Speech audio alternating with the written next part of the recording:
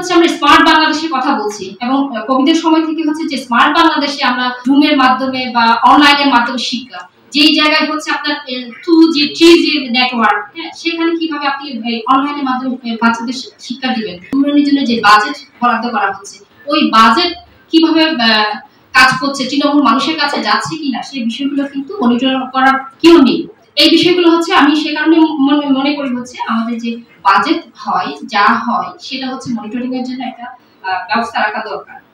ঠিক একইভাবে আমি যদি বলি হচ্ছে আমরা সামাজিক নিরাপত্তার বিষয় আমি জানি না যে পার্বত্য চট্টগ্রাম বা সমতল, আমি যখন যেই সংস্থায় কাজ করি বা বিভিন্ন জনের সাথে কথা বলি যেটুকু জানি সেটা হচ্ছে সামাজিক নিরাপত্তার যে সমস্ত সুবিধাগুলো দেওয়া হয় সেগুলো কিন্তু আদিবাসী যারা আছে তারা কিন্তু খুব একটা বেশি পান না।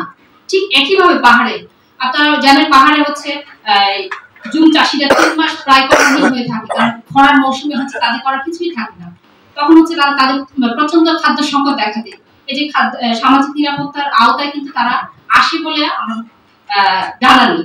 এখানে হচ্ছে আমরা স্মার্ট বাংলাদেশের কথা বলছি এবং কোভিডের সময় থেকে হচ্ছে যে স্মার্ট বাংলাদেশে আমরা জুমের মাধ্যমে বা অনলাইনের মাধ্যমে শিক্ষা, যেই জায়গায় হচ্ছে আপনার 2G 3G নেটওয়ার্ক, সেখানে কিভাবে আপনি অনলাইনের মাধ্যমে বাচ্চাদের শিক্ষা দিবেন।